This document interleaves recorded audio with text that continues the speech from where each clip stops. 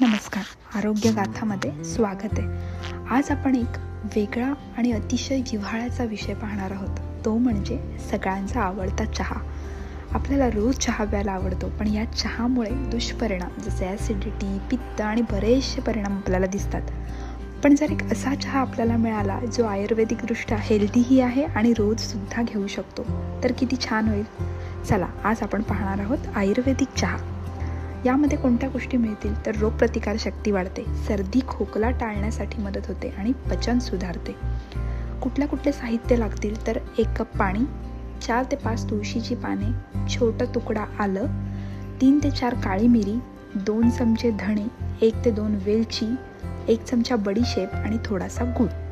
या सर्व धान्यांना घेऊन एका कपामध्ये पाणी घेतलेले असेल ते एका पातेल्यामध्ये टाकून उकळू द्यावे. त्यामध्ये काळी मिरी, धणे, किसलेले आले, वेलची आणि बडीशेप यांसारख्या गोष्टी आधी टाकाव्यात. पाण्याला उकळ आली की त्यानंतर त्यामध्ये 4 ते 5 तुळशीची पाने आणि त्यासोबत गूळ टाकावा. याला उकळ आल्यानंतर गॅस बंद करावा आणि यावेळी यामध्ये दूध टाकावे. असा गरमागरम चहा आपण रोज घेऊ शकतो. यामुळे कुठले फायदे होतात? इम्युनिटी वाढते, सर्दी खोकला कमी होतो, हलका डिटॉक्स असा प्रभाव आपल्याला मिळतो. हा चहा संध्याकाळी थोडासा बदल करून म्हणजेच दूध, अश्वगंधा पावडर, वेलची पावडर आणि थोडासा गूळ टाकून आपण घेऊ शकतो. फक्त एक गोष्ट लक्षात ठेवा, जेव्हा चहामध्ये आपण गूळ टाकतोय तेव्हा दूध हा पूर्ण चहा उकळल्यानंतर गॅस बंद करून मग टाकावे.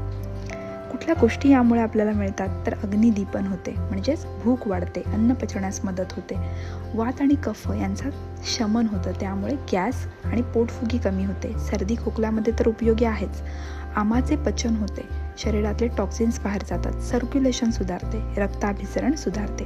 कोणी टाळावा? पित्त प्रकृती असलेल्या लोकांनी हा चहा टाळावा. ॲसिडिटी, अल्सर असे असेल त्यांनी हा चहा टाळावा.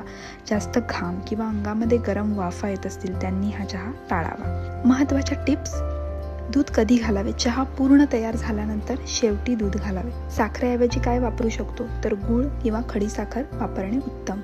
उपाशीपोटी चहा टाळावा. चहा घेण्याची योग्य वेळ तर जेवणाच्या 1 ते अर्धा तास आधी आणि जेवणानंतर 2 तासांनी चहा घेऊ नये. चहानंतर लगेच पाणी पिऊ नये. अशा पद्धतीचा आरोग्यदायी चहा तुम्ही रोज घेऊ शकता. असेच व्हिडिओ पाहण्यासाठी चॅनलला लाईक करा, शेअर करा आणि सबस्क्राईब करायला विसरू नका. धन्यवाद.